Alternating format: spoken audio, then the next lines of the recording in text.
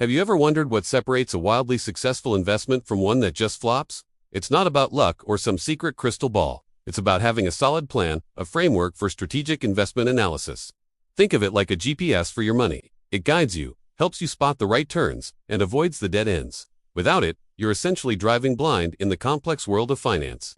But with a clear framework, you can make informed decisions, navigate market volatility, and put your capital to work in the most effective way possible. So, if you're ready to stop guessing and start investing with confidence, stick around. We're about to break down the exact system that can transform your financial future. Let's get into the core principles of strategic investment analysis. At its heart, this is all about having a systematic approach. Instead of chasing hot tips or getting swayed by market hype, you're building a repeatable process to evaluate any potential investment. The first pillar is understanding the big picture. What's happening in the broader market? Are there major economic shifts, technological disruptions, or regulatory changes on the horizon? This is your market evaluation. You need to know the environment you're stepping into. Is the industry growing, shrinking, or staying flat? Who are the major players? And what are their strengths and weaknesses? This isn't just about numbers, it's about understanding the story the market is telling. The second pillar is a deep dive into the specific asset or company.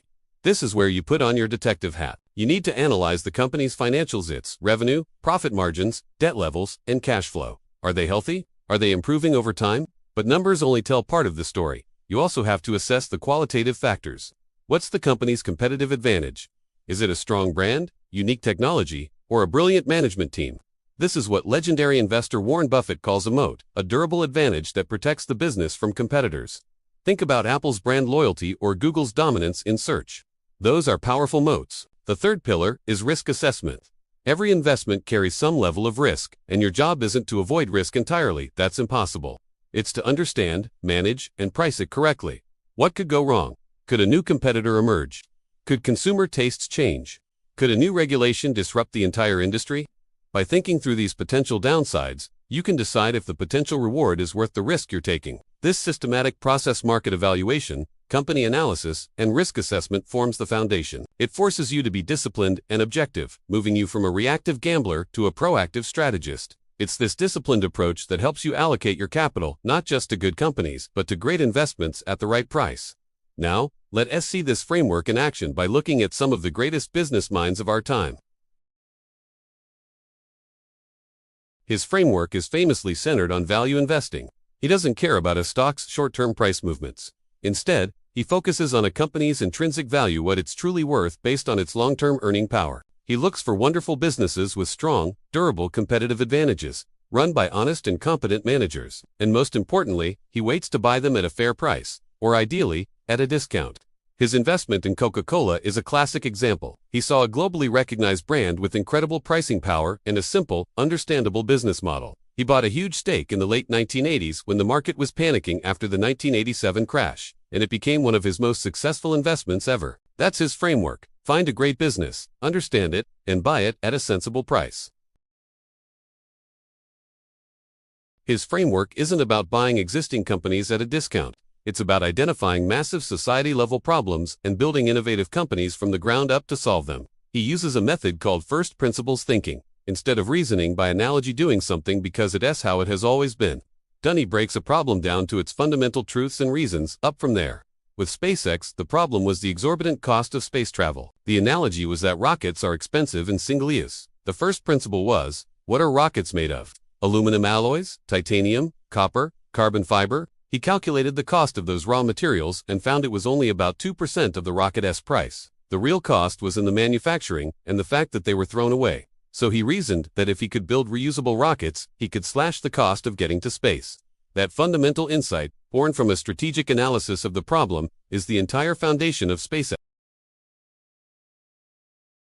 From the very beginning, his strategy was to build a flywheel. By offering lower prices, he attracted more customers. More customers brought more sellers to the platform, which increased selection. A better selection and more traffic allowed Amazon to get even better efficiencies and lower its cost structure, which in turn allowed it to lower prices even more. Each part of the business strategically reinforces the others, creating a powerful, self-perpetuating growth engine. He famously reinvested almost all of Amazon's profits back into the business for years, focusing on building infrastructure and long-term dominance rather than short-term profits.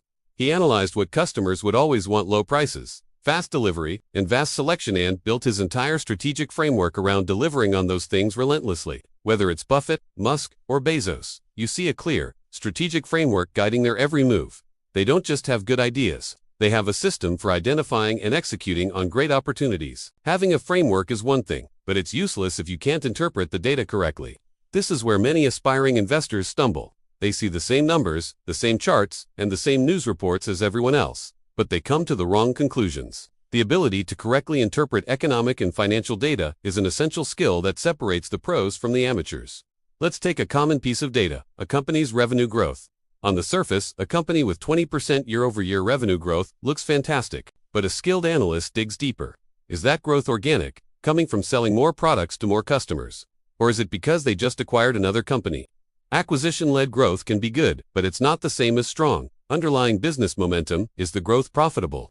A company can grow its revenue by aggressively discounting its products, but if its profit margins are collapsing, that's a huge red flag.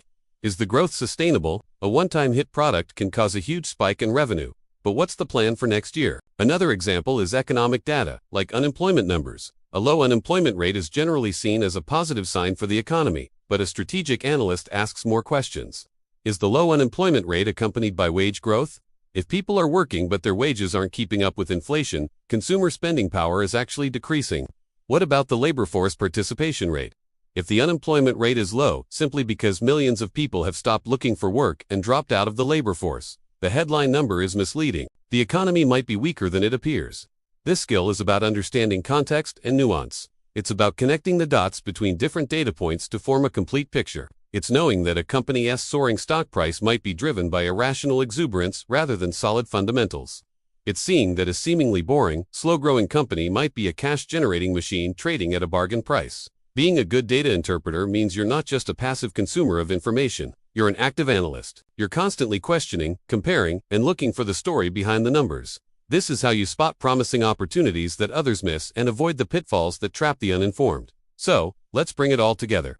We started by establishing that successful investing isn't about luck. It's about having a strategic framework. This framework acts as your guide, a systematic process for making smart decisions. We explored the core principles, conducting a thorough market evaluation, doing a deep dive into the specific company or asset, and performing a rigorous risk assessment. This isn't just theory. We saw how this works in the real world with giants like Warren Buffett, Elon Musk, and Jeff Bezos. Each has a unique approach, but they all operate from a clear, logical, and strategic foundation. Buffett's value-driven search for great companies at a fair price, Musk's first principles approach to solving massive problems, and Bezos's relentless focus on the customer-centric flywheel all are powerful examples of a framework in action.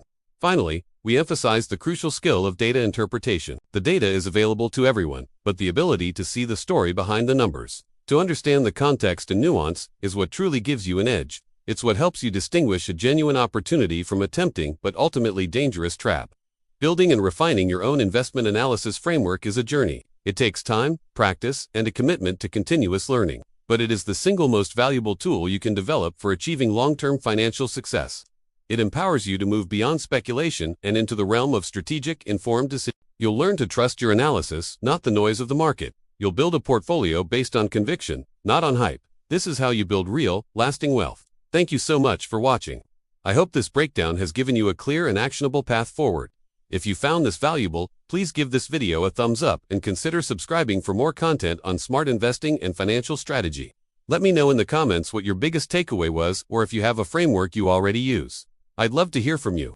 Thanks again, and I'll see you in the next video.